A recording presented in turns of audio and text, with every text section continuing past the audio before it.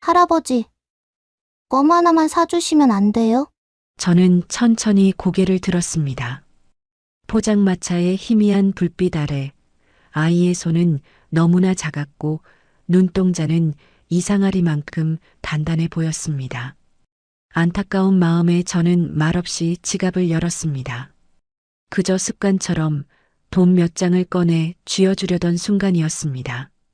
그런데 아이의 시선이 제 손끝을 지나 지갑 안쪽 투명창에 꽂힌 낡은 사진에 멈추는 게 아니겠습니까? 그리고 아이가 내뱉은 그 한마디에 제 심장은 덜컥 내려앉고 말았습니다. 이바구 시작 전에 구독과 좋아요 부탁드리며 끝까지 함께 해주세요. 어? 우리 할머니 사진을 왜 가지고 계세요? 순간 세상의 시간이 멈춘 것 같았습니다. 옆 테이블에서 왁자지껄하게 떠들던 취객들의 소음도, 펄펄 끓는 어묵 국물에 김이 피어오르는 소리도, 저 멀리 도로 위를 달리는 자동차의 경적도, 모든 것이 물속에 잠긴 듯 먹먹해지고 오직 제 귓가에는 할머니라는 그 단어 하나만이 댕그랑 종소리처럼 울려 퍼졌습니다. 제 손이 사시나무처럼 떨리기 시작했습니다. 지갑을 쥔 손가락 마디가 하얗게 질릴 정도로 힘이 들어갔습니다. 저는 저도 모르게 아이의 앙상한 손목을 덥석 잡고 말았습니다. 너무 세게 잡았는지 아이가 하고 짧은 비명을 질렀지만 제 귀에는 그 소리조차 들리지 않았습니다. 뭐라고? 지금 뭐라고 했니? 이 사진 속 여자가 누구라고? 제 목소리가 마치 녹슨 쇠를 긁는 것처럼 거칠게 갈라져 나왔습니다. 목구멍 깊은 곳에서 뜨거운 덩어리가 울컥 치밀어 올라와 숨조차 쉬기 힘들었습니다. 아이는 제 섯을 퍼런 기세에 눌려 겁을 집어먹은 듯 어깨를 움츠리면서도 그 또렷한 눈망울로 제 눈을 피하지 않았습니다. 우리 할머니 맞는데요. 이 사진, 우리 집 장롱 위에도 똑같은 거 있어요. 할머니가 제일 아끼시는 사진이란 말이에요. 세상에 하느님 맙소사. 그럴 리가 없습니다. 절대로 그럴 리가 없습니다. 아니, 있어서는 안 될 일입니다. 이 사진 속의 여인, 연인은 제가 40년 전 제 더러운 야망을 위해 비겁하게 등지고 떠난 사람입니다. 성공해서 금방 다시 올게. 나만 믿고 기다려. 그 뻔뻔하고 무책임한 맹세를 남기고 떠났지만 제가 성공이라는 금빛 왕관을 쓰고 다시 그 동네를 찾았을 때 그녀는 이미 그곳에 없었습니다. 동네 사람들은 말했습니다. 뱃속에 아이를 가진 채 야반도주를 했다고도 했고 부잣집 남자에게 팔려가 잘 먹고 잘 산다고도 했습니다. 저는 그 소문을 믿고 싶었습니다. 아니, 믿어야만 했습니다. 그래야 제가 살 수 있었으니까요. 그녀가 어딘가에서 나보다 더 좋은 사람 만나 행복하게 살고 있을 거라고 그렇게 스스로를 기만하며 평생을 살아왔습니다. 그게 제 마음 편하자고 지어낸 거짓말인 줄 알면서도 말입니다. 그런데 껌을 파는 이 꼬질꼬질한 아이가 그 고귀했던 연희의 손녀라니요. 그렇다면 연희가 이렇게 껌파리 소녀의 할머니가 되어 비참하게 살고 있단 말입니까? 아가, 너 이름이 뭐냐? 너네 할머니 성함이 혹시 김자, 연자, 희자 쓰시냐? 제 입술이 파르르 떨려왔습니다. 제발 아니라고, 닮은 사람일 뿐이라고 말해주길 바라는 마음과 제발 맞기를, 그녀가 살아만 있기를 바라는 모순된 마음이 격렬하게 충돌했습니다. 아이는 잠시 망설이다가 조용히 고개를 끄덕였습니다. 네, 맞아요. 김연희. 우리 할머니 이름이에요. 저는 김보람이고요. 망치로 뒤통수를 얻어맞은 것 같다는 말은 바로 이럴 때 쓰는 걸까요? 현기증이 일어 눈앞이 핑 돌았습니다. 대한민국 경제를 쥐락펴락하는 그룹의 총수라는 제가 수천 명의 임직원 앞에서도 눈 하나 깜짝하지 않던 철의 회장 최동석이 이 조그만 아이 앞에서 다리에 힘이 풀려 그만 휘청이고 말았습니다. 할아버지, 근데요, 우리 할머니 아세요? 아이가 순진무구한 표정으로 묻는 그 물음이 제 가슴을 예리한 비수처럼 후벼 팠습니다. 안다마다요. 알다마다요. 내 평생을 바쳐 사랑했고 또 내 남은 평생을 바쳐 참회해야 할 유일한 여자인 것을 매일 밤 꿈속에서도 잊지 못해 이렇게 늙은이가 되어서도 그녀와 함께 즐겨 찾던 이 포장마차 거리를 망령처럼 배회하게 만든 장본인인 것을. 하지만 저는 차마 그 말을 입 밖으로 낼 수가 없었습니다. 내 입으로 그녀를 안다고 말하는 것조차 그녀에게는 모욕이 될 것만 같았기 때문입니다. 대신 덜덜 떨리는 손으로 지갑에 있는 수표와 현금을 닥치는 대로 꺼내 아이의 손에 쥐어주려 했습니다. 아니, 지금 돈이 문제가 아니었습니다. 내 눈으로 확인해야 했습니다. 그녀가 살아있는지, 어떤 모습으로 살고 있는지. 아가 할머니, 지금 어디 계시냐? 할머니 뵈러 갈 수 있겠냐? 이 할아버지가 할머니 친구란다. 친구라는 단어를 뱉는 제 혀가 불타는 듯 뜨거웠습니다. 감히 친구라고 칭할 자격조차 없는 놈이 말입니다. 제 다급한 물음에 아이는 잠시 의심의 눈초리를 보냈지만 제 눈에 고인 그렁그렁한 물기를 보았는지 이내 손에 쥐어준 돈을 주머니에 쑤셔 넣고는 고개를 끄덕였습니다. 따라오세요. 근데 우리 집 좀 멀어요. 그리고 냄새 나는데. 괜찮다. 아무 상관없다. 앞장서거라. 저는 먹다 만 소주잔을 내팽개치고 허둥지둥 자리에서 일어났습니다. 검은색 세단 옆에서 대기하고 있던 김 비서가 저 멀리서 당황하며 달려오려 했습니다. 회장님, 어디 가십니까? 하지만 저는 손을 들어 거칠게 그를 제지했습니다. 오지 말라고, 따라오지 말라고 소리 없는 아우성을 쳤습니다. 이 길은 저 혼자 가야만 했습니다. 수행비서의 호의도 안락한 승용차도 없이 오로지 제 두 발로 걸어가야 했습니다. 그것이 제가 지은 죄에 대한 최소한의 예의이자 고행일 테니까요. 아이는 익숙한 듯 골목길을 앞장섰습니다. 화려한 네온 사인이 번쩍이는 빌딩 숲을 지나자 곧 가로등조차 드문드문 꺼져가는 어두운 미로 같은 골목이 나타났습니다. 수백만 원짜리 구두가 진흙탕에 빠지고 잘 다려진 최고급 양복 바지가 시멘트 벽에 쓸려 먼지가 묻어도 저는 아무것도 느낄 수 없었습니다. 제 눈에는 오직 앞서 걷는 아이의 작은 등만 보였습니다. 가파른 언덕길이 끝없이 이어졌습니다. 숨이 턱 끝까지 차오르고 심장이 터질 듯 박동했습니다. 하지만 몸이 힘든 건 아무것도 아니었습니다. 한 걸음 한 걸음 내디딜 때마다 눈에 들어오는 이 처참한 풍경이 제 마음을 갈갈이 찢어놓았습니다. 얽히고 설킨 전깃줄, 금이 간 담벼락, 쓰레기 더미가 쌓인 구석. 연희야, 설마 정말 내가 이런 곳에 살고 있는 거냐? 가슴이 미어지다 못해 으깨지는 것 같았습니다.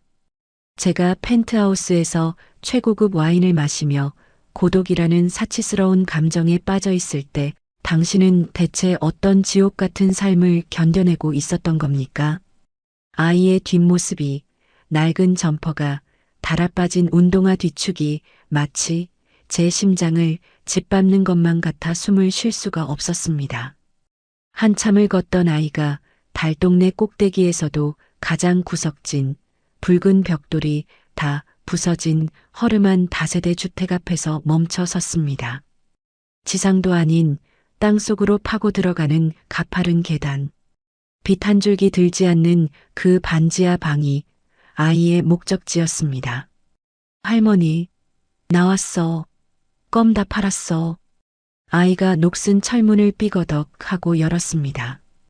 그 열린 문틈 사이로 퀴퀴한 곰팡이 냄새와 습한 냉기가 훅 끼쳐 나왔습니다. 마치 제가 지난 40년간 외면해왔던 진실의 냄새가 코를 찌르는 듯 했습니다. 문 앞에는 짝이 맞지 않는 낡은 슬리퍼 한 켤레와 아이의 꼬질꼬질한 운동화만이 덩그러니 놓여 있었습니다. 저는 그 자리에 얼어붙은 듯 멈춰 섰습니다. 들어갈 용기가 나지 않았습니다. 다리가 천근만근 무거워 떼어지지 않았습니다. 만약, 정말 만약 저 안에 있는 사람이 내가 아는 연이라면, 그리고 그녀가 이렇게 비참하고 처절하게 늙어버렸다면, 나는 과연 그녀의 얼굴을 마주볼 자격이나 있는 걸까? 당장이라도 도망치고 싶은 비겁한 마음이 고개를 들었습니다. 하지만 물러설 곳은 없었습니다. 이미 판도라의 상자는 열렸고 저는 제 운명과 마주해야만 했습니다. 그때 열린 문틈으로 기침소리와 함께 목소리가 들려왔습니다. 콜록, 콜록 우리 강아지 왔어? 밖이 많이 춥지? 방 안에서 들려오는 힘겹고 쇳소리 섞인 목소리. 세월이 흘러 거칠어졌지만 뼛속 깊이 사무쳐 있는 그 목소리. 제 영혼에 각인된 그 말투. 틀림없는 연이었습니다. 제 입에서 저절로 짐승 같은 신음이 터져 나왔습니다. 다리가 사시나무처럼 떨려 서 있을 수조차 없었습니다. 저는 떨리는 손으로 더러운 시멘트 문틀을 짚으며 어둠 속으로 한 발짝 죽을 힘을 다해 내디뎠습니다. 이제 40년의 세월을 건너 돈과 명예라는 허울 속에 숨어 살던 죄인이 자신이 저지른 끔찍한 업보의 실체를 눈으로 확인할 시간입니다. 저는 눈을 질끈 감았다가 다시 떴습니다. 그리고 천천히, 아주 천천히 그 방 안으로 발을 들여놓았습니다. 방 안으로 한 발짝 들어서는 순간 코를 찌르는 냄새에 저절로 미간이 찌푸려졌습니다. 그것은 단순히 곰팡이나 먼지의 냄새가 아니었습니다. 그것은 가난의 냄새였고 병마의 냄새였으며 희망이라곤 찾아볼 수 없는 절망의 악취였습니다. 오래된 파스 냄새와 눅눅한 이불 냄새가 뒤섞인 그 좁은 공간이 제 숨통을 서서히 조여왔습니다. 할머니, 나왔어. 손님 데리고 왔어. 보람이가 신발을 벗으며 방 안으로 쪼르르 달려들어갔습니다. 제 눈은 어둠에 익숙해지기도 전에 방 한구석에 놓인 요를 향했습니다. 천장이 낮은 방 형광등조차 깜빡거리는 그 침침한 방구석에 마치 짐짝처럼 누군가 누워 있었습니다. 색이 발에 누런 얼룩이 진 얇은 이불, 그 이불 밖으로 삐져나온 앙상한 발목, 그리고 고통 때문인지 새우처럼 등을 구부리고 누워있는 여인의 뒷모습. 손님이라니? 이 밤중에 누가? 여인이 힘겹게 몸을 돌리려 애썼습니다. 하지만 허리를 크게 다친 듯 아윽 하는 짧은 비명과 함께 다시 자리에 주저앉듯 몸을 떨었습니다. 그 신음소리가 제 심장을 난도질했습니다. 저 여자가 정말 내 연이란 말인가? 꽃처럼 곱던 그 연이가, 웃으면 온 세상이 환해지던 그 여자가 지금 이 쓰레기장 같은 방구석에서 혼자 신음하고 있단 말인가? 저는 신발도 벗지 못한 채 마치 죄인처럼 엉거주춤 서 있었습니다. 발이 떨어지지 않았습니다. 차마 가까이 다가갈 엄두가 나지 않았습니다. 제 눈앞에 펼쳐진 이 지옥도가 제가 성공을 좇아 도망친 대가라는 사실을 인정하기가 너무나 두려웠기 때문입니다. 할머니, 괜찮아? 내가 일으켜줄게. 보람이가 익숙한 솜씨로 할머니의 등 뒤에 베개를 받쳐주며 부축했습니다. 그제야 여인은 힘겹게 상체를 일으켜 세우고 흐릿한 눈을 비비며 저를 바라보았습니다. 백발이 성성한 머리카락, 깊게 패인 주름, 그리고 고생에 찌들어 검게 변해버린 얼굴. 하지만 말입니다. 그 세월의 풍파 속에서도 여전히 남아있는 눈매. 나를 바라보며 수줍게 웃던 40년 전의 그 맑은 눈동자가 그곳에 있었습니다. 누구세요? 우리 보람이가 무슨 잘못이라도 했나요? 그녀는 저를 알아보지 못했습니다. 하긴 당연한 일일 겁니다. 그 시절의 가난한 청년 최동석은 온데간데 없고 지금 그녀 앞에는 값비싼 양복을 입고 기름진 얼굴을 한 늙은이가 서 있을 뿐이니까요. 성공한 사업가의 탈을 쓴 속물 덩어리가 서 있으니까요. 저는 입을 뗄 수가 없었습니다. 목이 메어 소리가 나오지 않았습니다. 그저 입술만 달싹거리며 눈물 맺힌 눈으로 그녀를 뚫어져라 바라볼 뿐이었습니다. 할머니, 이 할아버지가 할머니 친구래. 할머니 이름도 알아. 김연애 맞지? 보람이의 말에 그녀의 표정이 묘하게 일그러졌습니다. 친구라는 말에 의아해하던 그녀가 제 얼굴을 다시 한번 찬찬히 뜯어보았습니다. 불안하게 흔들리던 그녀의 시선이 제 눈과 마주친 순간 딱 하고 멈췄습니다. 마치 시간이 정지된 것 같았습니다. 그녀의 눈동자가 점점 커지기 시작했습니다. 믿을 수 없다는 듯 입술이 파르르 떨려왔습니다. 그녀의 거칠고 투박한 손이 허공을 향해 천천히, 아주 천천히 뻗어나왔습니다. 동석 씨? 그녀의 입에서 40년 동안 묻어두었던 제 이름이 흘러나왔습니다. 꿈결처럼 혹은 유령을 부르는 것처럼 희미하게. 동석 씨 정말 동석 씨야? 그 한마디에 팽팽하게 당겨져 있던 제 인내심의 끈이 툭 하고 끊어져 버렸습니다. 저는 더 이상 서 있을 수가 없었습니다. 다리에 힘이 풀려 그 더러운 장판 바닥 위로 털썩 무릎을 꿇고 말았습니다. 천하의 최 회장이 무릎이 깨지는 고통 따위는 느낄 새도 없이 그녀의 발치에 무너져 내린 것입니다. 연희야. 제 입에서 짐승 같은 울음이 터져 나왔습니다. 저는 기어가듯 다가가 허공에 떠 있는 그녀의 손을 덥석 잡았습니다. 나무 껍질처럼 거칠어진 손, 굳은 살이 박이고 손마디가 굵어진 고생만 한 손. 제 부드러운 손과는 비교조차 할 수 없는 그 손을 잡고 저는 제 볼을 비비며 오열했습니다. 미안하다 미안해 연희야. 내가 죽일 놈이다. 내가 잘못했다. 체면도 위엄도 다 필요 없었습니다. 지금 이 순간 저는 그저 사랑하는 여자를 지옥에 버려두고 도망쳤던 비겁한 사내일 뿐이었습니다. 눈물과 콧물이 범벅이 되어 그녀의 손등을 적셨습니다. 그녀는 한동안 아무 말도 하지 못했습니다. 그저 멍하니 저를 내려다보다가 믿기지 않는다는 듯 제 얼굴을 떨리는 손으로 더듬었습니다. 주름진 제 뺨, 눈물 젖은 눈가를 어루만지던 그녀의 손끝이 가늘게 떨렸습니다. 그리고 그녀의 눈에서도 참았던 댐이 무너지듯 굵은 눈물방울이 뚝뚝 떨어지기 시작했습니다. 그녀가 제 어깨를 약하게 내리치며 목이 맨 소리로 외쳤습니다. 나쁜 사람, 나쁜 사람. 원망이었습니다. 하지만 그것은 저주가 아니었습니다.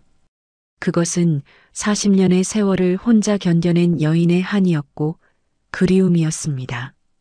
왜 이제 왔어? 왜 이렇게 늦었어? 내가 얼마나 기다렸는데, 내가 얼마나 보고 싶었는데. 그녀는 제 가슴을 주먹으로 펑펑 치며 오열했습니다. 하지만 아프지 않았습니다. 오히려 그 주먹질 하나하나가 제 가슴에 박힌 못을 빼내는 것 같았습니다. 그녀는 아픈 허리도 잊은 채 상체를 숙여 저를 끌어안았습니다. 악취 나는 방 안 곰팡이 핀 벽지 아래서 우리는 서로를 부둥켜 안고 짐승처럼 울부짖었습니다. 할머니, 할머니, 왜 울어? 아파? 어디 아파? 영문을 모르는 보람이가 겁에 질려 울먹이며 할머니의 등 뒤에 매달렸습니다. 그 작은 아이의 울음소리가 우리의 비극적인 재회의 배경음악처럼 깔렸습니다. 저는 고개를 들어 눈물로 젖은 그녀의 얼굴을 바라보았습니다. 죄책감이 파도처럼 밀려와 가슴을 때렸습니다. 내가 펜트하우스에서 내려다보던 그 화려한 야경 속에 당신의 자리는 없었습니다. 내가 먹고 마시며 누리던 그 모든 풍요 속에 당신의 몫은 단 한 톨도 없었습니다. 나는 도둑놈입니다. 당신의 청춘을, 당신의 행복을 훔쳐 달아난 파렴치한 도둑놈입니다. 연희야, 내가 다 보상하마. 내 남은 목숨을 다 바쳐서라도 내가 너 다시는 이렇게 안 살게 하마. 늦어서 미안하다, 정말 미안하다. 제 맹세에 그녀는 대답 대신 고개를 끄덕이며 하염없이 눈물만 흘렸습니다. 그녀의 앙상한 어깨가 제 품 안에서 바스라질 듯 떨리고 있었습니다. 방 한 구석 외풍을 막기 위해 덕지덕지 붙여놓은 비닐 문풍지가 겨울바람에 파르르 떨고 있었습니다. 마치 우리 두 사람의 잃어버린 세월처럼 처량하고 시리게 말입니다. 하지만 이제 찾았습니다. 너무 늦게 왔지만, 너무 많이 망가졌지만, 그래도 아직 내 사랑이 숨을 쉬고 있었습니다. 한바탕 폭풍우 같은 오열이 지나간 뒤 방 안에는 무거운 침묵만이 감돌았습니다. 좁은 방 안의 공기는 습기와 눈물로 끈적하게 엉겨붙어 있었고, 간간이 들리는 연희의 거친 숨소리와 보람이의 훌쩍이는 소리만이 그 정막을 채우고 있었습니다. 저는 퉁퉁 부은 눈으로 연희의 손을 꼭 쥐고 있었습니다. 이 손을 놓으면 그녀가 다시 연기처럼 사라져버릴까봐 겁이 났기 때문입니다. 연희는 젖은 눈으로 저를 하염없이 바라보다가 곁에서 눈치를 살피는 보람이를 힘겹게 손짓해 불렀습니다. 보람아, 인사드려라. 내가 그토록 궁금해하던 사진 속의 그분이시다.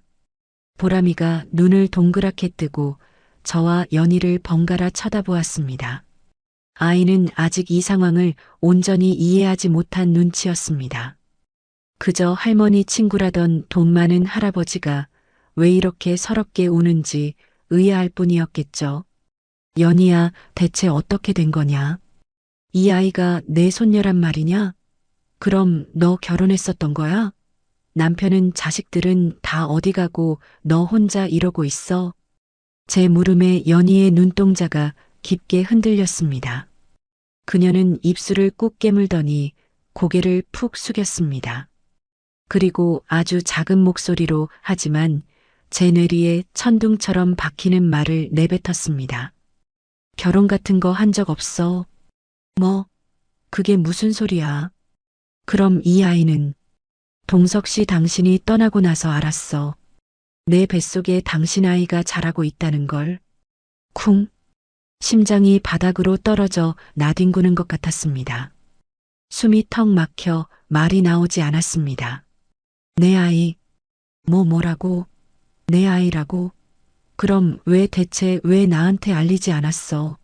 내가 성공하면 데리러 온다고 했잖아. 연락이라도 했어야지. 저도 모르게 목소리가 커졌습니다. 원망이었습니다.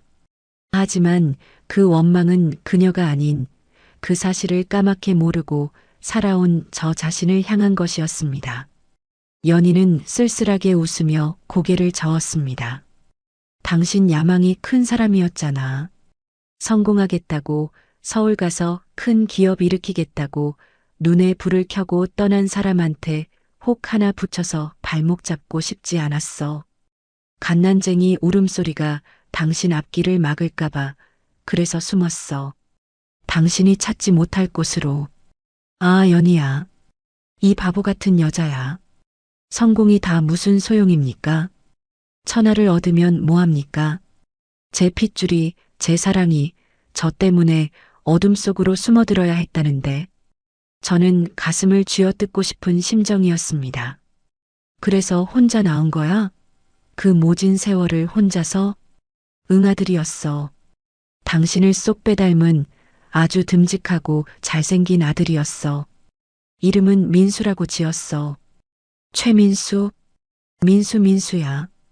입안에서 맴도는 그 낯선 이름이 혀끝을 아리게 했습니다. 제 성을 따서 지어준 이름. 아비 없는 자식이라는 소리 듣지 않게 하려고 그녀가 얼마나 악착같이 키웠을지 안 봐도 눈에 선했습니다. 민수가 참 착했어. 공부도 잘했는데 대학 갈 형편이 안 돼서 고등학교만 마치고 바로 공장에 취직했어. 엄마 고생시킨다고 얼른 돈 벌어서 호강시켜주겠다고 당신처럼 성실한 아이였어. 연희의 목소리가 점점 물기에 젖어 들어갔습니다. 불길한 예감이 스멀스멀 피어올랐습니다. 그렇게 훌륭하게 자란 아들이라면 왜 지금 이 자리에 없는 것입니까?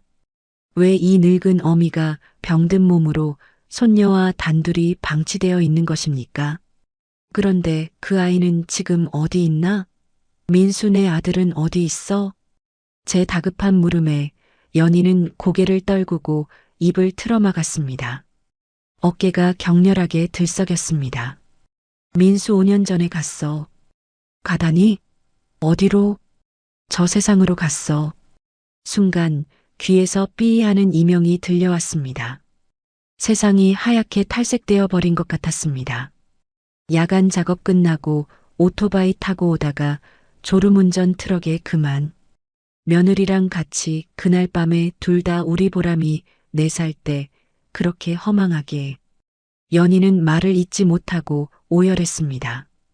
가슴 깊은 곳에서 끓어오르는 통곡이 좁은 단칸방을 가득 채웠습니다. 저는 넋을 잃고 멍하니 앉아 있었습니다. 죽었다고 합니다. 내 아들이. 한 번도 안아보지 못한, 얼굴조차 보지 못한 내 아들이. 내가 최고급 레스토랑에서 스테이크를 썰고 있을 때 내 아들은 공장에서 밤샘 작업을 하고 있었다고 합니다. 내가 기사가 운전해주는 차 뒷좌석에서 졸고 있을 때 내 아들은 찬바람 맞으며 오토바이를 타다 차가운 아스팔트 위에서 죽어갔다고 합니다. 제 입에서 짐승의 표효 같은 비명이 터져 나왔습니다. 참을 수가 없었습니다. 견딜 수가 없었습니다. 이건 꿈이어야 합니다. 악몽이어야 합니다. 어떻게 하늘이 저에게 이렇게 가혹할 수 있단 말입니까? 아비라는 놈은 배부르고 등 따뜻하게 살면서 떵떵거리고 있는데 자식은 평생 고생만 하다가 비참하게 갔다는 게 말이 됩니까? 민수야, 내 아들 민수야. 저는 바닥을 주먹으로 내리쳤습니다. 장판 밑에 시멘트 바닥이 쿵쿵 울렸지만 제 가슴이 찢어지는 고통에 비하면 아무것도 아니었습니다. 주먹이 까져 피가 배어 나왔지만 멈출 수가 없었습니다. 그때 영문을 모르는 보람이가 겁에 질려 울음을 터뜨렸습니다. 할아버지, 우리 아빠 이름 왜 불러요? 으앙. 아이의 울음소리에 저는 정신이 번쩍 들었습니다. 고개를 들어 보람이를 보았습니다. 눈물 범벅이 된 얼굴, 꼬질꼬질한 옷차림. 하지만 그 얼굴 속에 제 젊은 날의 모습이 그리고 상상 속의 민수의 모습이 겹쳐 보였습니다. 아들이 남기고 간 유일한 흔적. 내 아들이 목숨 바꿔 지켜낸 핏줄. 저는 무릎으로 기어가 보람이를 와락 끌어안았습니다. 작고 따뜻한 몸, 콩닥거리는 심장 소리. 살아있었습니다. 내 아들은 죽었지만 내 아들의 생명은 여기 이렇게 살아 숨쉬고 있었습니다. 미안하다 아가, 미안하다. 할아버지가 죄인이다. 할아버지가 너무 늦었다. 보람이는 낯선 할아버지의 포옹에 얼어붙었지만 이내 제 등 뒤로 조심스럽게 고사리 같은 손을 얹었습니다. 그 작은 위로가 제 심장을 더욱 갈기갈기 찢어 놓았습니다. 동석 씨나 이제 괜찮아. 당신 만났잖아. 우리 민수도 하늘에서 보고 있을 거야.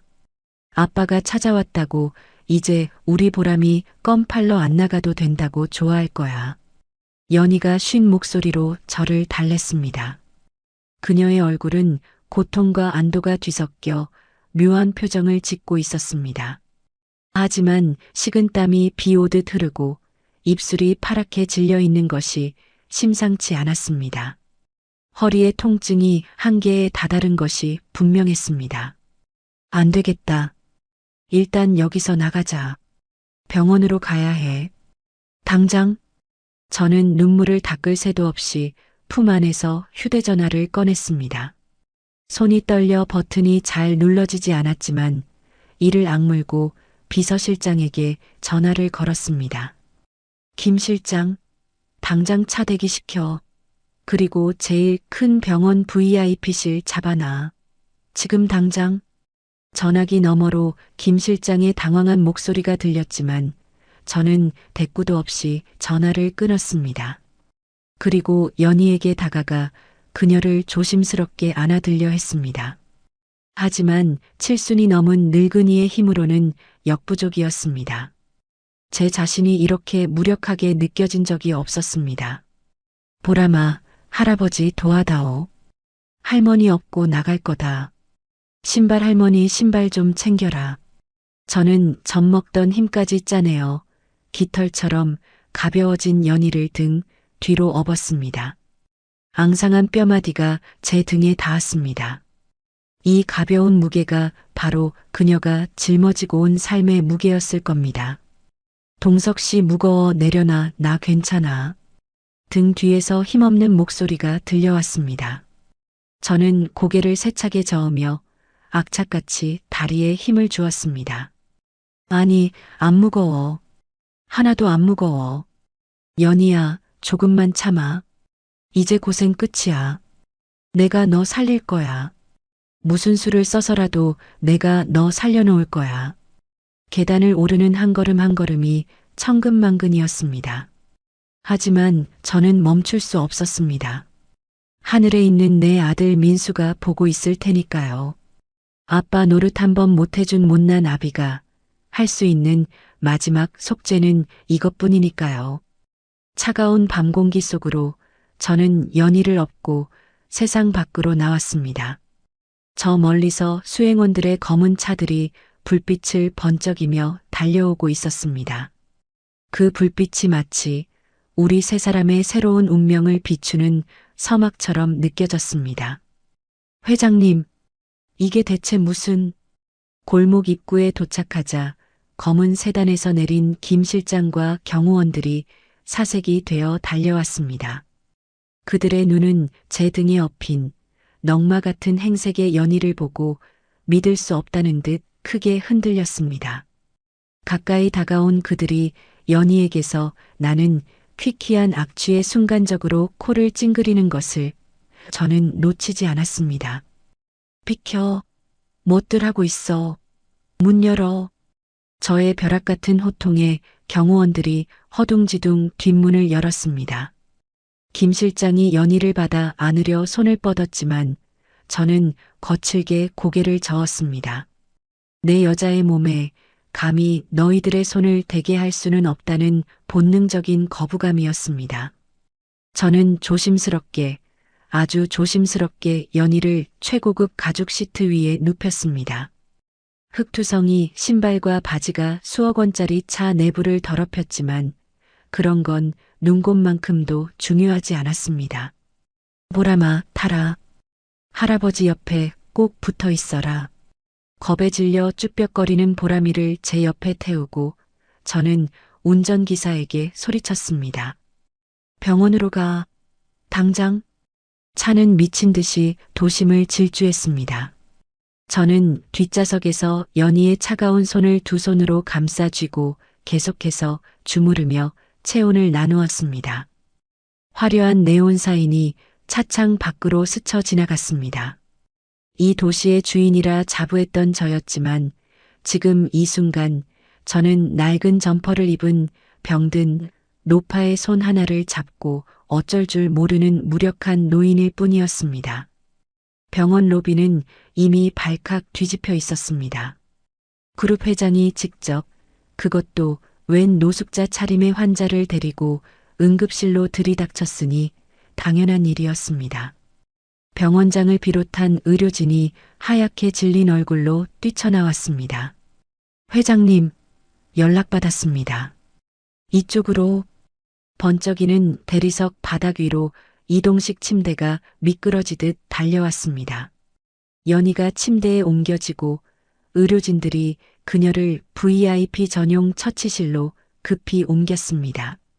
새하얀 환자복으로 갈아입혀지는 과정에서 드러난 연희의 몸은 처참했습니다. 갈비뼈가 앙상하게 드러난 마른 몸, 여기저기 붙어있는 싸구려 파스 자국들, 그리고 욕창이 생기기 직전에 붉게 짓무른 피부까지. 저는 유리창 너머로 그 모습을 지켜보며 입술을 피가 나도록 깨물었습니다. 김 실장이 조용히 다가와 제 겉옷을 챙기며 물었습니다. 회장님, 일단 옷부터 갈아입으시는 게 흙이 많이 묻으셨습니다. 그게 문제야? 지금 내 옷에 흙 묻은 게 문제냐고. 저는 김 실장이 들고 있던 옷을 바닥에 내동댕이 쳤습니다. 주변의 의료진과 비서들이 얼어붙었습니다. 저 안을 봐. 저기 누워있는 사람이 누군지 알아?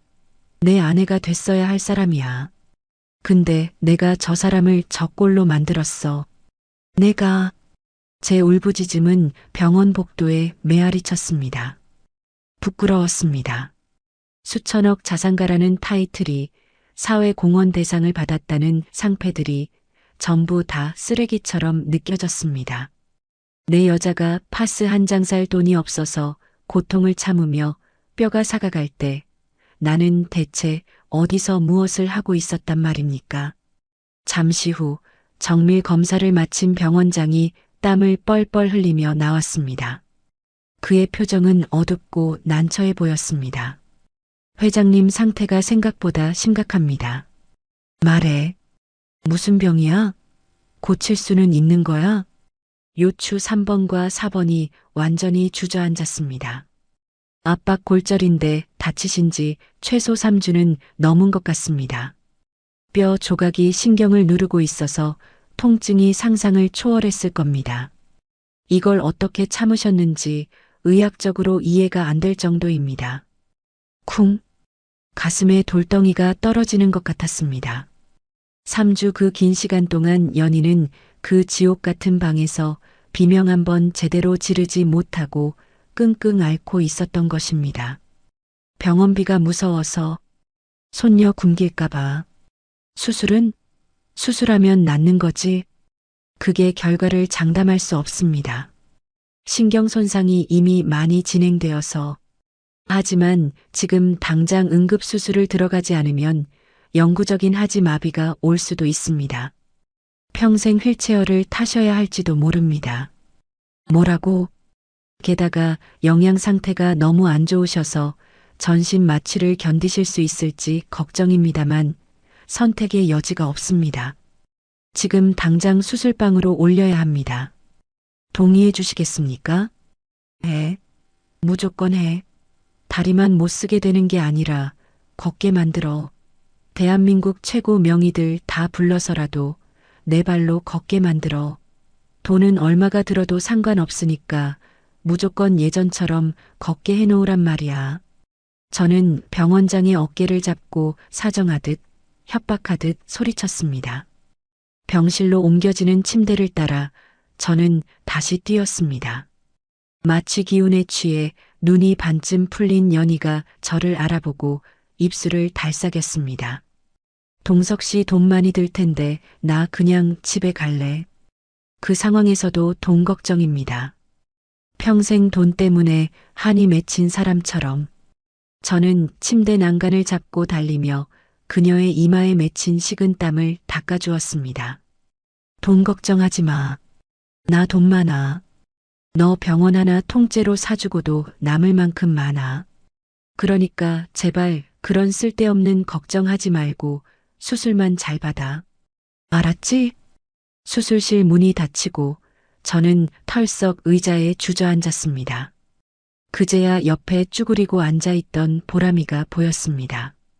아이는 병원 매점에서 사온 듯한 우유 하나를 제게 내밀었습니다. 할아버지, 이거 드세요.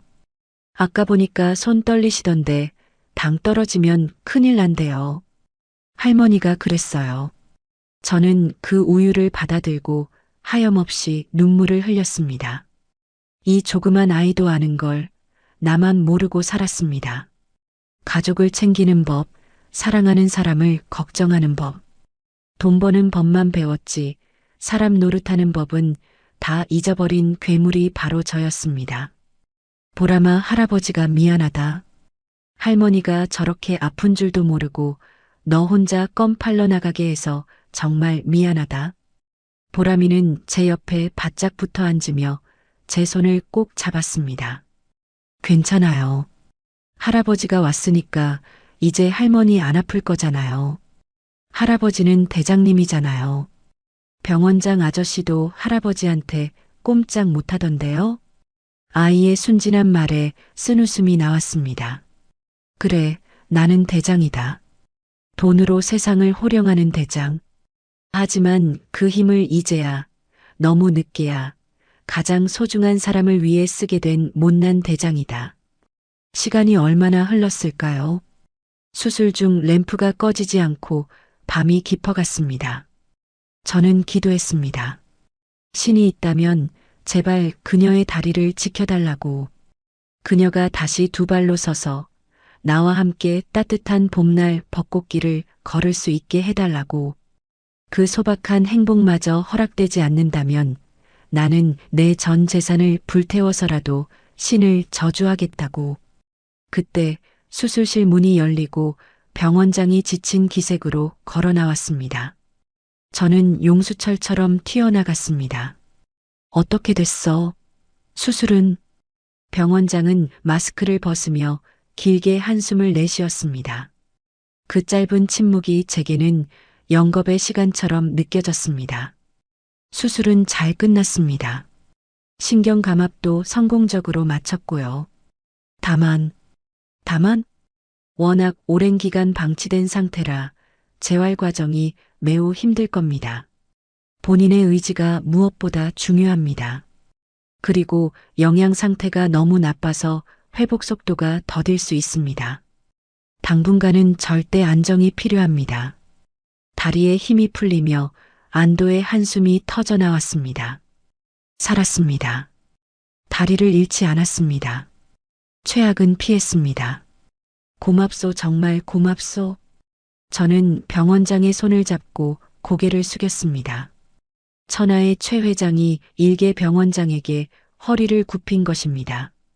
잠시 후 회복실로 옮겨진 연희를 보러 들어갔습니다. 각종 링거줄과 기계장치에 둘러싸여 잠든 그녀. 하지만 이제 더 이상 춥지 않은 곳, 냄새나지 않는 곳, 최고급 의료진이 지키는 곳에 그녀가 있습니다. 저는 그녀의 침대맡에 의자를 끌어다 앉았습니다. 그리고 잠든 그녀의 귓가에 조용히 하지만 단단하게 속삭였습니다. 연희야, 이제 아무 걱정 마. 내가 다 막아줄게. 가난도, 고통도, 세상의 그 어떤 시련도 이제 내 돈으로, 내 힘으로 다 막아줄게. 당신은 그저 내 옆에서 숨만 쉬어줘. 그거면 돼. 제 손이 그녀의 거친 손을 다시 한번 감싸쥐었습니다. 창밖에는 어느새 동이 터오고 있었습니다. 나의 길고 길었던 어둠은 가고 이제야 비로소 진짜 아침이 오고 있었습니다. 따사로운 아침 햇살이 VIP 병실의 넓은 통유리창을 통해 쏟아져 들어왔습니다. 지독했던 밤의 폭풍우가 지나가고 찾아온 기적 같은 평온함이었습니다. 마취에서 깬 연희는 푹신한 최고급 거위털 침구에 파묻혀 믿기지 않는다는 눈으로 천장을 바라보고 있었습니다. 은은한 라벤더 향이 감도는 공기, 습도 조절기가 뿜어내는 쾌적한 바람, 그리고 창가에 놓인 화사한 꽃바구니까지. 어제까지만 해도 곰팡이 핀 지하 단칸방에 누워있던 그녀에게는 이곳이 마치 천국이나 다름없었을 겁니다. 할머니, 이거 봐. 여기서 따뜻한 바람 나와. 그리고 이 밥 진짜 맛있다. 고기가 입에서 살살 녹아. 보람이가 병원 특식으로 나온 갈비탕을 오물오물 먹으며 신나서 떠들었습니다. 목욕을 싹 하고 새 옷으로 갈아입은 보람이는 영락없는 부잣집 손녀딸처럼 뽀얗고 귀티가 흘렀습니다. 저 아이에게 저렇게 예쁜 얼굴이 숨겨져 있었다니. 저는 흐뭇한 미소를 지으며 아이의 머리를 쓰다듬었습니다. 그래, 많이 먹거라. 더 먹고 싶으면 말만 해. 먹고 싶은 거 다 사주마. 동석 씨, 이게 다 꿈은 아니겠지? 나 자고 일어나면 다시 그 지하방일까봐 무서워서 잠을 못 자겠어. 연희가 떨리는 목소리로 제 손을 잡았습니다. 그녀의 손등에 꽂힌 링거 바늘이 안쓰러워 저는 조심스럽게 그 손을 감싸쥐었습니다. 꿈 아니야. 이게 현실이야. 당신이 누려야 했을 당연한 권리야. 이제 2번 다시 그 지옥으로 돌아갈 일 없어. 내가 약속해. 평화로웠습니다. 이대로 시간이 멈췄으면 좋겠다고 생각했습니다. 하지만 그 평화는 그리 오래가지 못했습니다. 불청객들은 언제나 예고 없이 가장 행복한 순간에 흙탕물을 튀기며 등장하는 법이니까요. 쾅! 노크도 없이 병실 문이 벌컥 열렸습니다. 경호원들이 말릴 새도 없이 들이닥친 건 제 죽은 형님의 아들인 조카 상철과 그의 처 미란이었습니다. 그룹 전무자리에 앉혀놨더니 일은 안 하고 뒷돈 챙기기에만 바쁜 놈과 사치와 허영으로 똘똘 뭉친 그 마누라. 제가 평소 가장 껄끄러워하는 족속들이었습니다. 숙부님, 이게 대체 무슨 일입니까? 회사 일 다 팽개치시고 여기서 뭐 하시는 거예요? 상철놈이 대뜸 소리부터 질렀습니다. 그의 눈은 저를 향해 있었지만 시선은 힐끔힐끔 침대에 누운 연희와 밥을 먹던 보람이를 훑고 있었습니다. 마치 벌레를 보는 듯한 경멸 어린 시선. 아니, 소문이 사실이었네? 회장님이 웬 노숙자 할망구를 업고 응급실로 뛰셨다길래 설마 했는데 세상에 이게 무슨 냄새래? 조카 며느리 미란이 코를 막으며 손부채질을 해댔습니다. 그녀의 손가락에 끼워진 다이아몬드 반지가 번쩍거렸습니다. 저 반지도 제 돈으로 산 것이겠지요. 보람이가 먹던 숟가락을 내려놓고 잔뜩 겁먹은 표정으로 제 뒤로 숨었습니다. 연희 역시 이불을 끌어올려 얼굴을 가리며 바들바들 떨었습니다. 그 모습을 보자 제 가슴 속에서 뜨거운 불길이 확 치솟았습니다. 내 놈들이 여기가 어디라고 함부로 들어와. 당장 나가. 제 호통에도 상철은 아랑곳하지 않고 씩씩대며 다가왔습니다. 숙부님, 노망 나셨어요? 아니, 다 늙어서 무슨 추태입니까? 어디서 굴러먹던 근본 없는 것들을 데려와서 VIP 병실을 내줘요? 이러다 기자들이라도 알면 회사주가 곤두박질 치는 거 모르세요? 맞아요, 숙부님. 혹시 숨겨둔 여자라도 되세요? 아이고, 수준하고는. 딱 봐도 저기 달동네에서 구걸이나 하게 생겼는데 유산이라도 노리고 접근한 거 아니에요? 요즘 꽃뱀들은 노인네들 등쳐먹으려고 별짓을 다 한다던데. 미란이 쏘아붙이는 말 한마디 한마디가 비수가 되어 연희의 가슴에 꽂히고 있었습니다. 이불 속에서 연희의 흐느끼는 소리가 새어나왔습니다. 보람이가 참다 못해 울먹이며 소리쳤습니다. 우리 할머니 꽃뱀 아니에요. 우리 할아버지랑 친구라고 했단 말이에요. 나쁜 아줌마 나가요. 어머, 이 맹랑한 것 좀 봐. 야, 거지 꼬맹이. 어디 어른한테 눈을 동그랗게 뜨고 대들어? 너 부모가 그렇게 가르치디? 아, 딱 보니까 부모도 없이 컸나 보네. 가정교육 꼬라지하고는. 뚝. 제 이성의 끈이 완전히 끊어지는 소리가 들렸습니다. 감히 내 앞에서 내 핏줄을, 내 목숨보다 소중한 내 가족을 능멸해? 내 아들이 어떻게 죽었는지, 연희가 어떻게 살아왔는지 아무것도 모르는 저 하이에나 같은 것들이 내 피 한 방울 안 섞인 조카놈 부부에게 수십억 연봉을 쥐어주며 호의호식하게 해줬더니 기어이 주인을 무는 개가 되었구나. 이게만도 못한 놈들.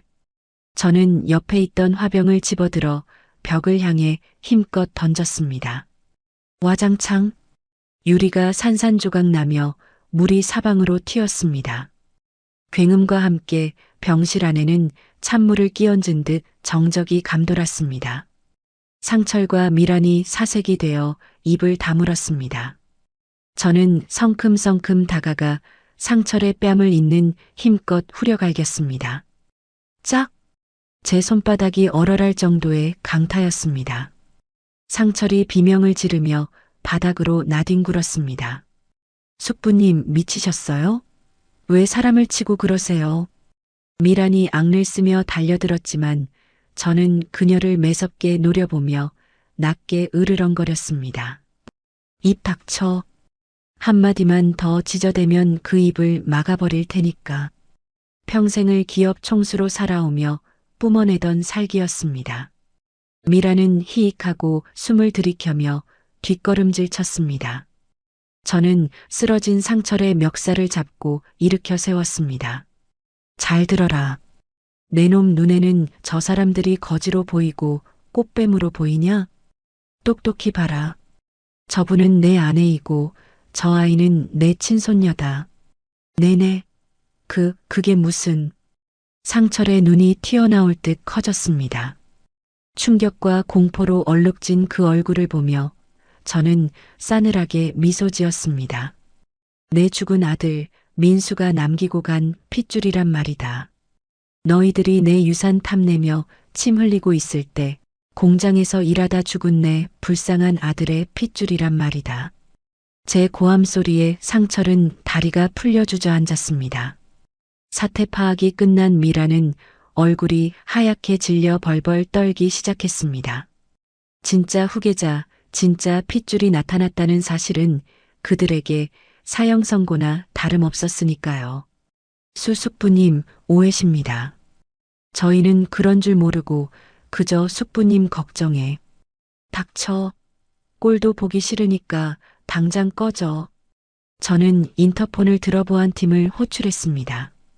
보안팀장, 당장 VIP 병실로 와서 이것들 끌어내. 그리고 재무팀장한테 연락해. 최상철 전무, 오늘부로 해임이다. 법인카드, 차량, 사택, 싹 다 회수해. 지금 당장 내 회사에서, 내 눈앞에서 깨끗하게 치워버려. 숙부님 잘못했습니다. 한 번만 봐주세요. 제발요. 아주버님, 제가 눈이 삐었었나 봐요. 사모님인 줄 모르고 용서해 주세요. 네. 상철과 미란이 연희의 침대 발치에 매달려 빌기 시작했습니다.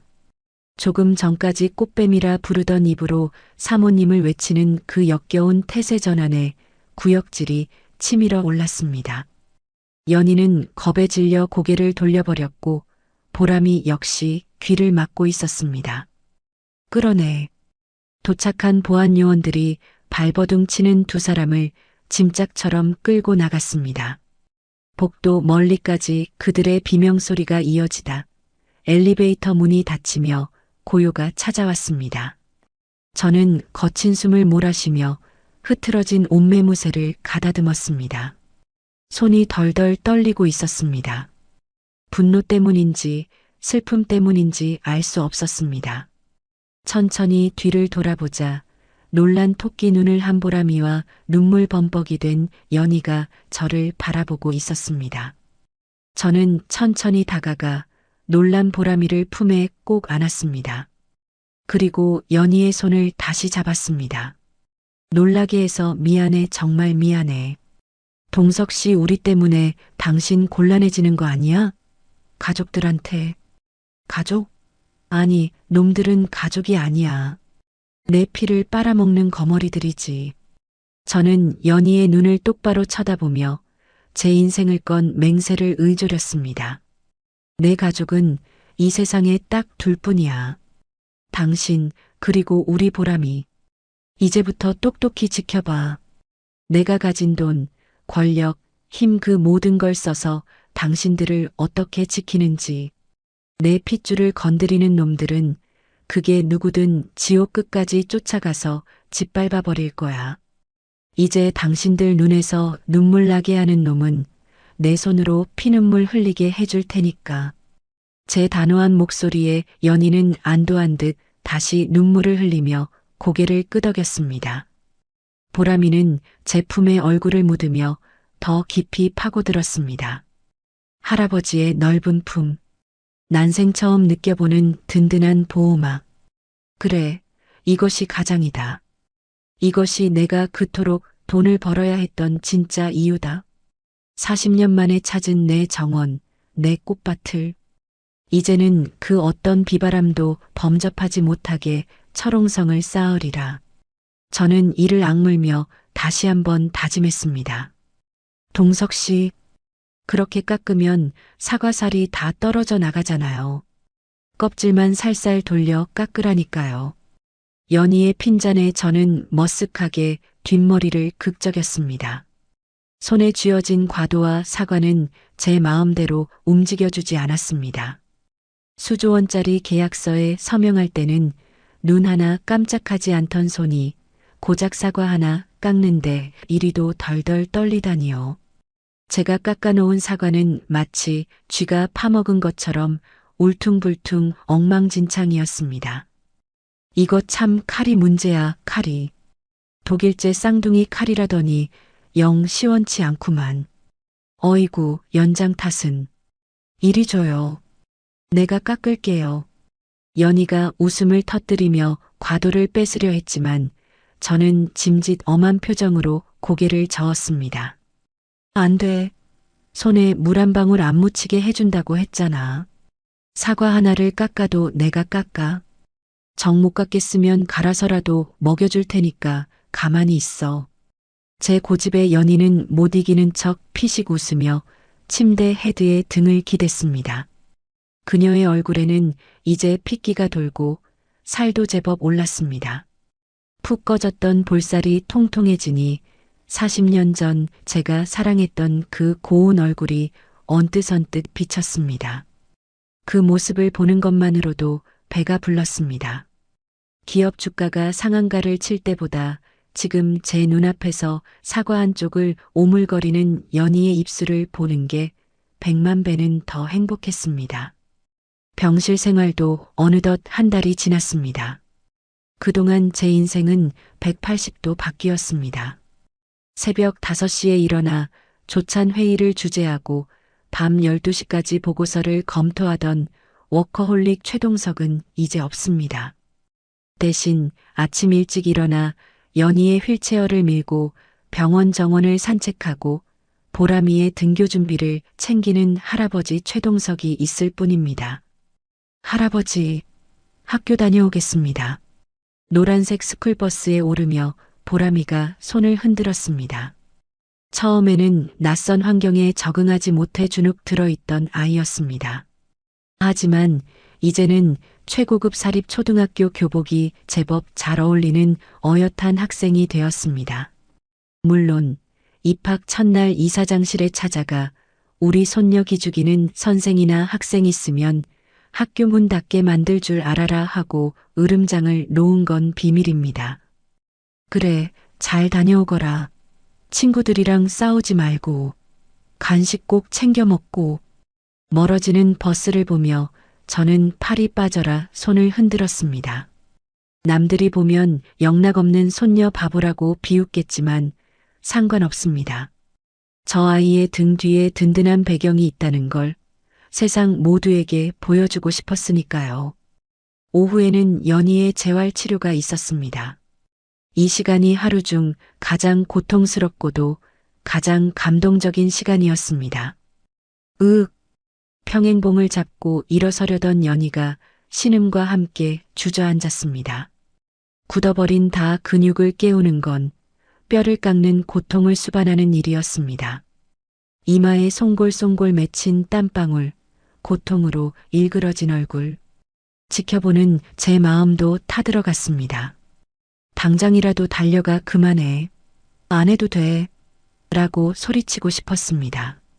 하지만 재활치료사는 냉정했습니다. 일어나셔야 합니다. 지금 포기하면 영영 못 걸으십니다. 자, 다시. 하나, 둘. 연희는 입술을 꽉 깨물었습니다. 피가 맺힐 정도로. 그리고 저를 쳐다보았습니다. 유리창 너머에서 주먹을 꽉 쥐고 응원하는 저를. 할 수 있어, 연희야. 제발 한 번만 더. 우리의 눈빛이 허공에서 얽혔습니다. 그녀가 다시 숨을 고르더니 떨리는 팔에 온 힘을 주었습니다. 부들부들 떨리는 다리가 바닥을 지탱하고 천천히, 아주 천천히 그녀의 몸이 허공으로 솟아올랐습니다. 일어섰습니다. 두 발로 온전히 자신의 힘으로 땅을 딛고 일어선 것입니다. 비록 3초도 버티지 못하고 다시 쓰러졌지만 그것은 기적이었습니다. 해냈어. 당신 해냈다고. 저는 체면이고 뭐고 다 잊고 치료실 안으로 뛰어들어가 그녀를 껴안았습니다. 땀범벅이 된 그녀의 몸에서 나는 시큼한 땀 냄새조차 향기로웠습니다. 동석 씨, 나 걸을 수 있을까? 당신이랑 같이 걸을 수 있을까? 그럼 걷고 말고 내가 업어서라도 가게 할 거야. 아니, 이제 당신이 내 손 잡고 걷게 될 거야. 내가 그렇게 만들 거야. 우리는 치료실 바닥에 주저앉은 채 서로를 부둥켜 안고 울다가 웃었습니다. 젊은 날 가난 때문에 포기해야 했던 그 수많은 함께함을 이제야 하나씩 채워가고 있었습니다. 저녁이 되자 보람이가 학교에서 돌아왔습니다. 할머니, 할아버지, 나 오늘 100점 맞았어. 아이가 자랑스럽게 내밀 시험지에는 빨간 색연필로 커다란 동그라미가 그려져 있었습니다. 받아쓰기 100점. 세상에, 우리 손녀가 천재가 아닐까요? 저는 입이 귀에 걸려 시험지를 들고 호들갑을 떨었습니다. 아이고, 장하다 내 새끼. 역시 내 머리를 닮아서 똑똑해. 이거 액자에 넣어서 회장실에 걸어놔야겠어. 김비서, 이거 당장 코팅해와. 김비서가 난처한 표정으로 회장님, 받아쓰기는 누구나라고 말하려다 제 눈초리에 찔끔하며 네? 당장 최고급 액자로 맞춰오겠습니다. 하고 달려나갔습니다. 연희도 흐뭇하게 웃으며 보람이를 안아주었습니다. 우리 보람이 할아버지가 그렇게 좋아? 연희의 물음에 보람이가 제 품에 안기며 배시시 웃었습니다. 응, 할아버지는 슈퍼맨 같아. 나쁜 사람들도 다 혼내주고 맛있는 것도 많이 사주고 그리고 아빠 냄새나. 아빠 냄새. 그 말에 가슴 한구석이 찡해졌습니다. 한 번도 안아주지 못한 아들 민수. 그 녀석의 채취가 40년의 세월을 넘어 손녀에게 전해진 것일까요? 아니면 제가 뒤늦게나마 아비 노릇을 하려 애쓰는 걸 하늘에 있는 녀석이 알고 도와주는 것일까요? 그래, 할아버지가 보람이 아빠 대신 보람이 지켜줄게. 아빠만큼은 못하겠지만 그래도 목숨 걸고 우리 보람이 울지 않게 해줄게. 저는 보람이를 더욱 꽉 끌어안았습니다. 이제야 비로소 할아버지라는 이름이 제 몸에 딱 맞는 옷처럼 편안하게 느껴졌습니다. 어느덧 해가 뉘엿뉘엿 지고 있었습니다. 병실 창밖으로 붉은 노을이 도시를 물들이고 있었습니다. 저는 휠체어에 앉은 연희와 제 무릎에 앉은 보람이와 함께 그 풍경을 바라보았습니다. 동석 씨 고마워요. 연희가 제 손을 잡으며 나직이 속삭였습니다. 뭐가 고마워? 내가 더 고맙지. 살아줘서 고맙고 이렇게 내 옆에 있어줘서 고맙고 아니 그냥 다 당신이 다시 와줘서 내 인생 마지막에 이런 호강 누리게 해줘서 나 이제 죽어도 여한이 없어. 그런 불길한 소리 하지 마. 당신 100살 아니 200살까지 살아야 해. 나랑 같이 세계 일주도 하고 보람이 시집 가는 것도 봐야지. 갈 길이 멀어. 제 호통에 연희가 소녀처럼 까르르 웃었습니다. 그 웃음소리가 병실 가득 울려 퍼졌습니다. 행복했습니다. 수천억 자산가 최동석이 아닌 연희의 남편이자 보람이의 할아버지 최동석으로서 돈으로는 절대 살 수 없었던, 그러나 돈보다 훨씬 더 귀하고 값진 보물을 이제야 품에 안았습니다. 이 행복을 지키기 위해서라면 저는 악마에게 영혼을 팔아서라도 무엇이든 할 것입니다. 창밖의 노을이 유난히 붉고 따뜻하게 느껴지는 저녁이었습니다. 회장님 도착했습니다. 기사의 말과 함께 육중한 철문이 스르르 열렸습니다. 잘 가꾸어진 정원의 푸른 잔디와 그 사이로 뻗은 대리석 진입로가 차창 밖으로 펼쳐졌습니다. 성북동 언덕 위에 자리 잡은 제 저택.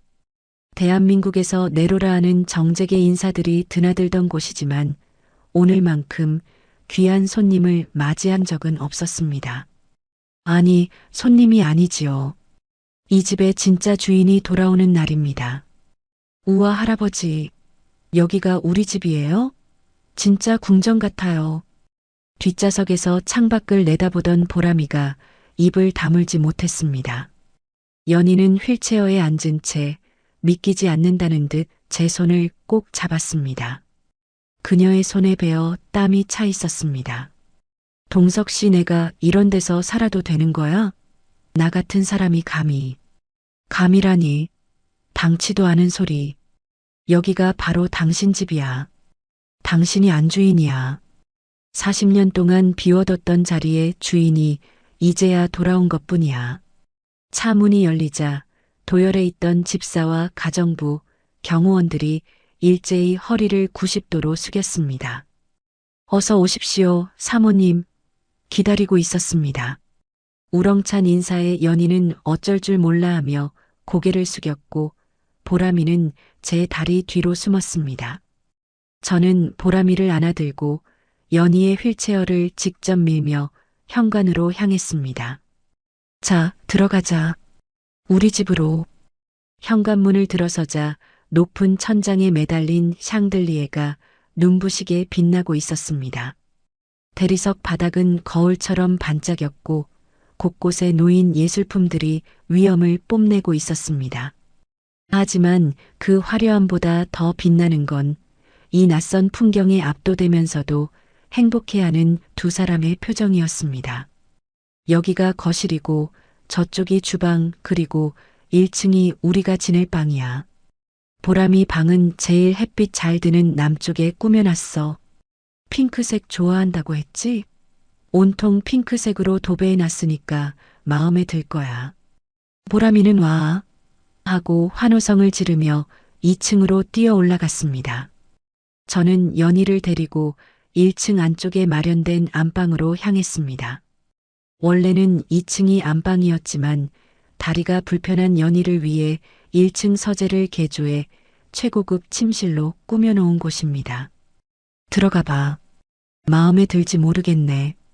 방문을 열자 은은한 조명 아래 포근한 느낌의 침실이 나타났습니다. 화려함보다는 편안함에 중점을 둔 원목 가구들과 따뜻한 베이지 톤의 인테리어, 그리고 침대 맞은편 벽에는 제가 몰래 준비한 선물이 걸려 있었습니다.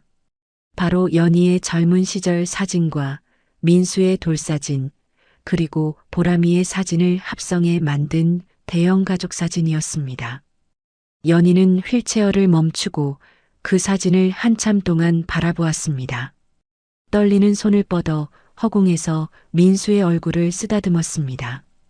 아, 민수야, 우리 아들 여기 있었구나. 그녀의 눈에서 또다시 눈물이 주르륵 흘러내렸습니다. 하지만 이번 눈물은 슬픔이 아닌 벅찬 감동의 눈물이었습니다. 고마워요, 동석 씨. 정말 고마워요. 내 평생 이렇게 좋은 방에서 자보게 될 줄은 꿈에도 몰랐어. 이제부터 매일매일이 꿈일 거야. 내가 그렇게 만들어줄 거야. 저는 연희를 안아 침대에 앉혀주었습니다. 폭신한 매트리스가 그녀의 지친 몸을 부드럽게 감싸 안았습니다. 저녁 식사 시간이 되었습니다. 식당에는 상다리가 부러질 듯 진수성찬이 차려져 있었습니다. 최고급 한우 갈비찜, 전복구이, 랍스터, 신선한 회. 평소 제가 손님 접대용으로나 내놓던 요리들이 즐비했습니다. 하지만 연희는 젓가락을 들지 못한 채 머뭇거렸습니다. 동석 씨 이거 다 너무 비싼 거 아니야? 우리 세 식구 먹는데 뭐 이렇게 많이. 아이 참, 그냥 먹어. 다 먹고 살자고 돈 버는 건데. 그리고 오늘 당신 퇴원 기념 파티잖아. 제가 갈비 한 점을 집어 연희의 밥숟가락 위에 올려주었습니다. 보람이는 이미 양손에 랍스터 집게발을 들고 전투적으로 먹고 있었습니다. 할아버지, 이거 진짜 맛있다. 게맛살보다 100배는 더 맛있어. 허허, 게맛살이라니. 이건 바닷가재라는 거야. 많이 먹어라, 우리 강아지. 그때였습니다. 연희가 조용히 자리에서 일어나려 했습니다. 왜 그래? 어디 불편해? 아니다 좋은데 국이 없잖아. 한국 사람은 국이 있어야 밥이 넘어가지. 아, 국? 여봐라. 국 좀 가져오너라. 미역국 끓여놨다지 않았느냐? 가정부가 황급히 달려오려는데 연희가 손을 저었습니다. 아니에요. 내가 끓일게요. 동석 씨, 당신 된장찌개 좋아했잖아. 내가 끓인 촌된장찌개 아니면 밥 안 먹는다고 투정 부렸던 거 기억나? 그걸 아직도 기억해? 제 얼굴이 화끈거렸습니다. 40년 전 가난한 자취생 시절 연희가 끓여주던 그 된장찌개 맛을 잊지 못해 투덜거리던 철없던 제 모습이 떠올랐기 때문입니다. 당신 다리도 불편한데 무슨 요리야? 그냥 앉아 있어. 아니야. 나 이제 지팡이 짚고 걸을 수 있어. 그리고 내 손으로 당신 밥 한 끼 꼭 해주고 싶었어. 40년 동안 그게 내 소원이었어. 그녀의 고집을 꺾을 수는 없었습니다. 결국 주방은 한바탕 난리가 났습니다. 특급 호텔 출신 셰프와 가정부들이 안절부절 못하며 옆에서 보조를 서고 재벌 회장인 제가 따라다니며 양념통을 건네주는 진풍경이 벌어졌습니다. 보글보글 구수한 된장 냄새가 넓은 저택에 퍼져나갔습니다. 랍스터 냄새도 최고급 와인 향도 다 덮어버리는 투박하지만 정겨운 고향의 냄새였습니다. 자, 드셔보세요. 예전 맛이 날지 모르겠네. 연희가 뚝배기에 담아내온 된장찌개. 한 숟가락 떠서 입에 넣는 순간 목구멍이 뜨거워졌습니다. 눈시울이 붉어졌습니다. 그래, 이 맛이었습니다. 내가 그토록 찾아 헤매던 맛. 수십만 원짜리 코스 요리를 먹어도 채워지지 않던 허기를 채워주던 유일한 맛.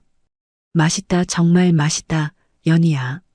저는 밥그릇을 들고 코를 박은 채 허겁지겁 먹었습니다. 눈물 콧물이 찌개 국물에 떨어질까봐 고개도 들지 못했습니다.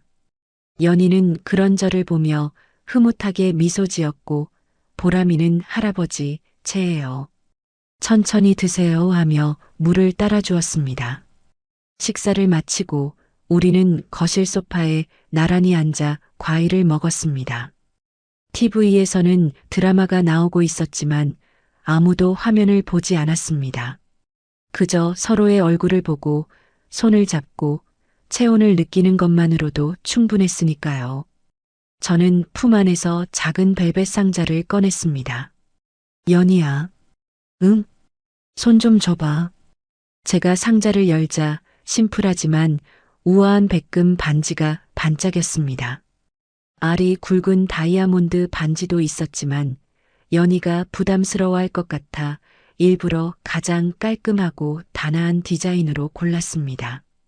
하지만 그 안쪽에는 우리가 처음 만난 날짜가 새겨져 있었습니다.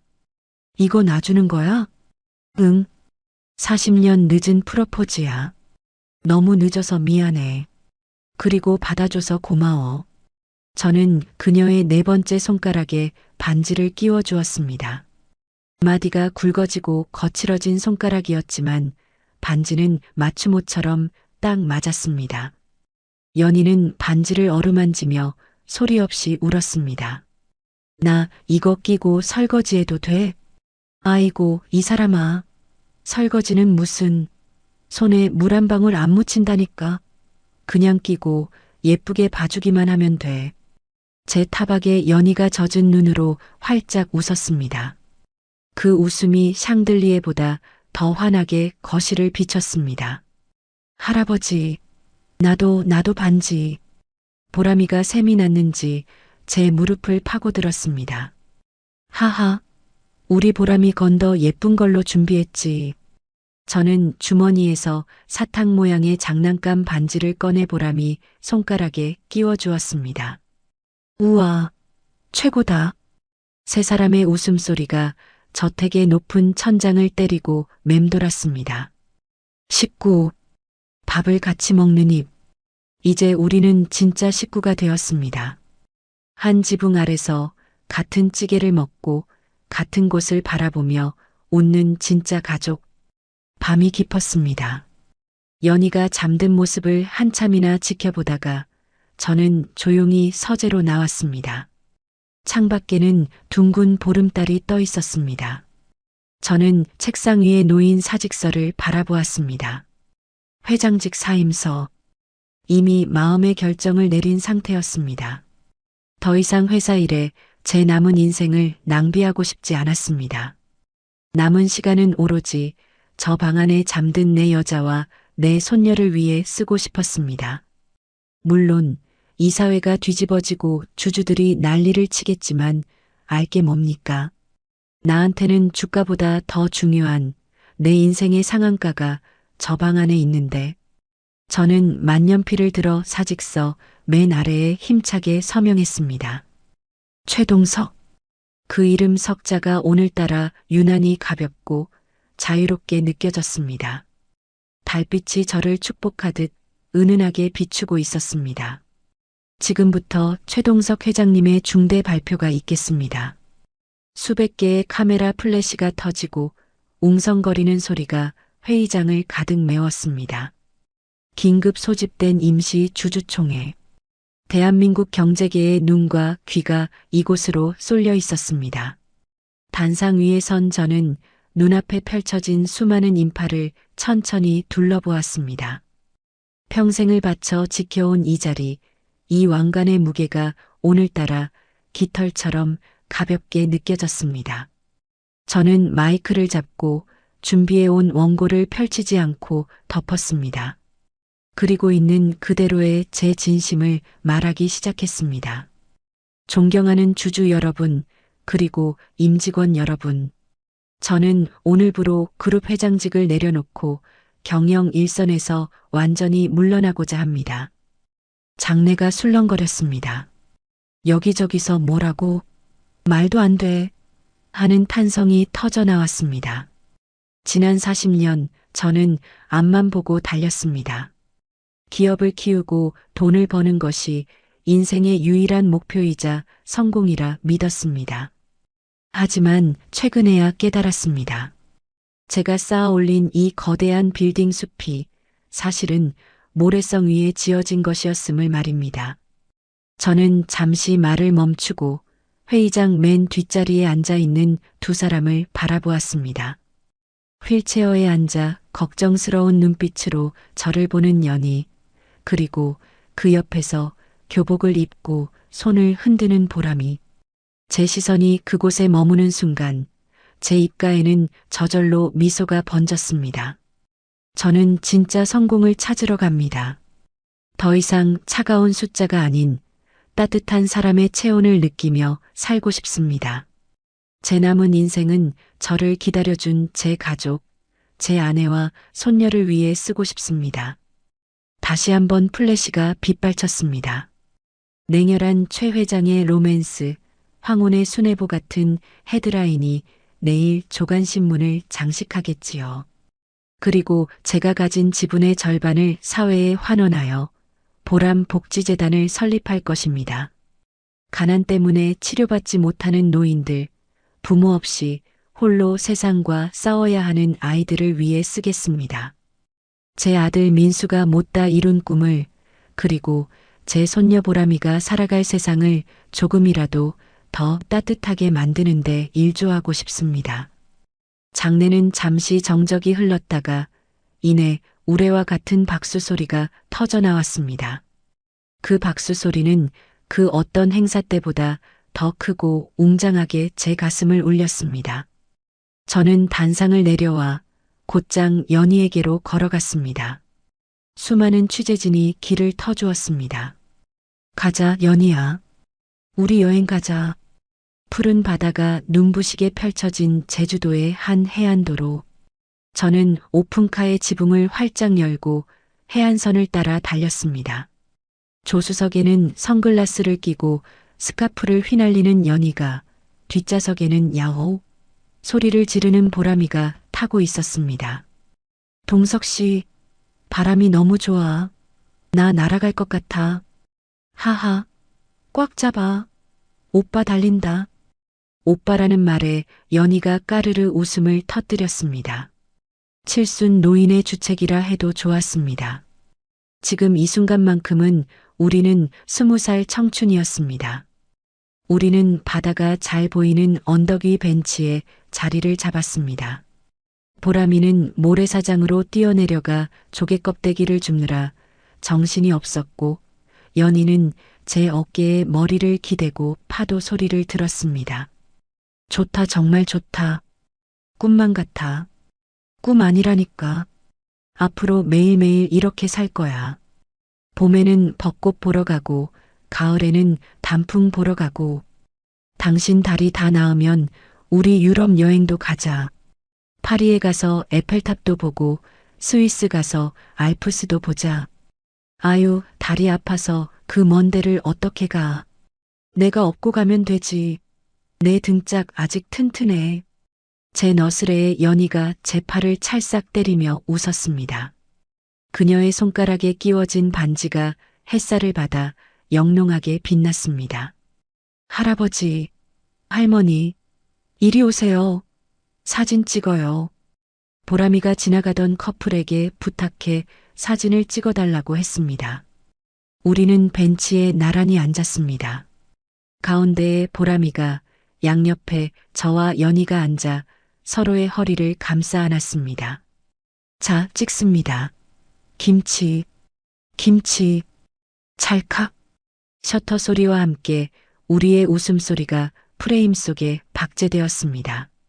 숙소로 돌아온 밤, 저는 지갑을 꺼냈습니다.